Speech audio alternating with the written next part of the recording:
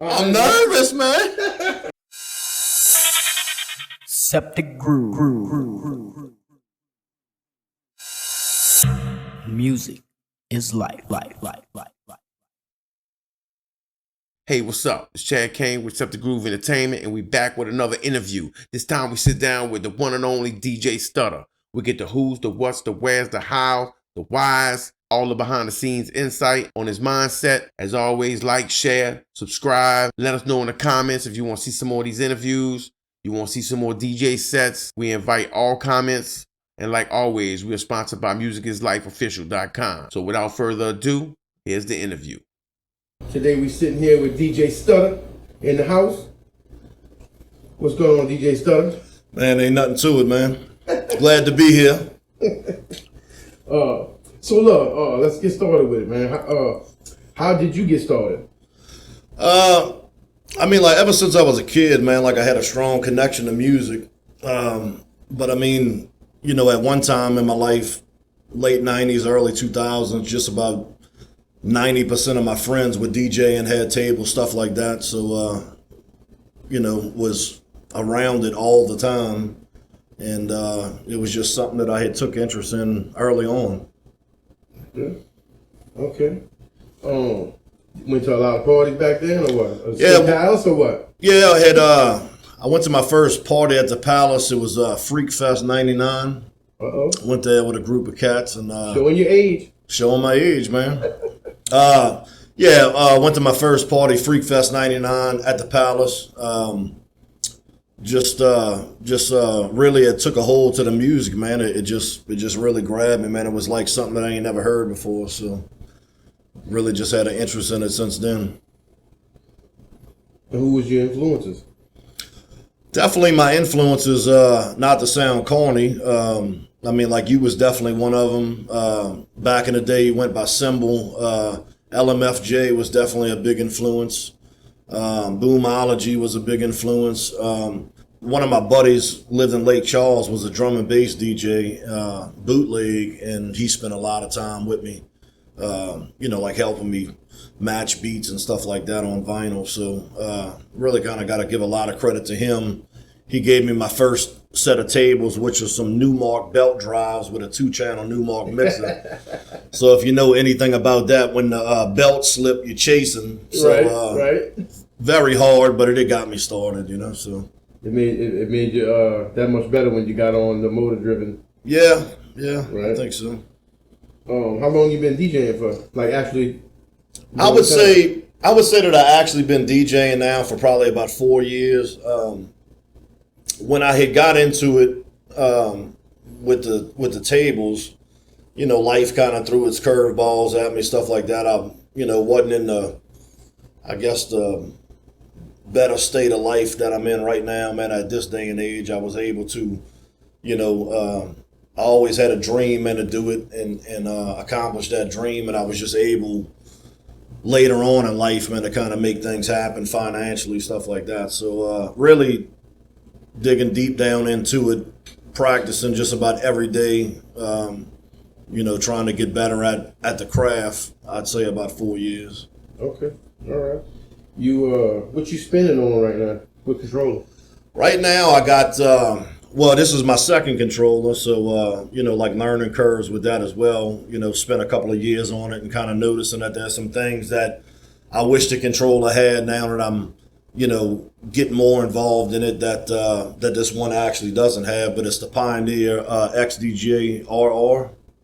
It's a pretty good controller. Right. What you trying to get? What you trying to upgrade to? I think the goal would be the Rain 12s with the Rain 72, but that's a big rig. Yeah, It takes up a lot of room. That's a big rig. The one that I kind of got my eyes set on right now, man, is the Rain 1. Yeah, I think it's definitely an upgrade from what I have. Kind of still kind of gives you that vinyl turntable feel. So, what's your favorite genre to spin? you know, when I first got into electronic music, I was really into trance, and I think deep down inside my heart, I still have a love for trance. Spending a lot of time around a drum and bass DJ I kind of like them broken beat kind of things, kind of had led me on to kind of break beats and stuff like that. I don't really technically think that I have a genre. Even that's going to like my own personal taste in music. It doesn't matter what it is, as long as it sounds good to me, then it's something that I want to hear and it's something that I want to play. So, one of the things that you'll notice is some of the things that I put out could be drum and bass, progressive trance, chill trance, house sometimes. I think I feel more comfortable with trance and breaks, but I try and dabble in a little bit of everything. Okay. What's the 5-year plan for DJ Stutta? The 5-year plan is I hope to, first and foremost, I do this because I love music, and music is a big part of my life. But obviously, I'm trying to put a goal together to, try and make some live appearances.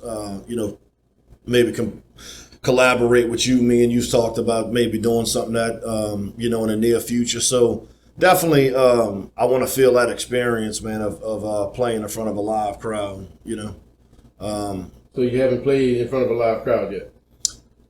I wouldn't say. I spent a couple of minutes in a club in Baton Rouge. The guy that I had knew DJ, but it wasn't really anything. Not to the depths of what I want to experience in a club.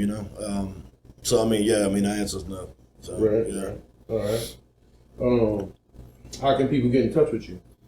Like social media, Social media. So I have a Facebook page. It's Brad Michel, Michel. I guess you can get in contact with me like that. Also have an email, bradmmichel@yahoo.com. If anybody's interested in trying to, get some of the mixes that I made or either possibly book something, that would be the two formats to probably reach me on right now. But do you have any plans on getting a DJ Stutta page?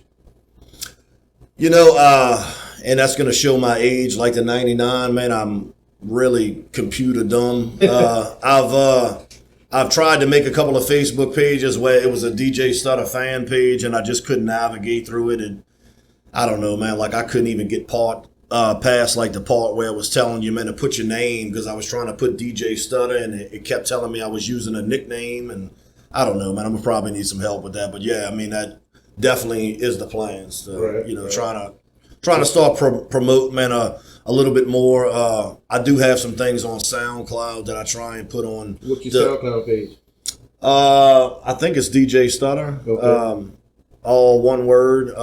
I do drop some stuff on the Septic site. I do drop some stuff on my personal page. So a lot of times it changes. I may throw 3 or 4 mixes up there and kind of let it soak for, a month and a half, and I'll take them down and I'll throw something up. Just kind of constantly trying to keep something moving on it, keep it fresh. But right. Who would be your all-time person to open for? Like, I want to open for such and such one day. Like, what big names DJ star that you would want to open for? I would say back in the day, I was a huge DJ Micro fan. That was the trance side of me. I think now, man, I'm so driven to breaks. Like somebody like probably like On the Mic is somebody that I really look up to, man, as a producer. Like he's got some sick tracks. Like if you ever got time, check him out on Beatport. He's putting things constantly, just sick stuff. So that would probably be one of the people that I would want to open for, wanting to kind of play in front of.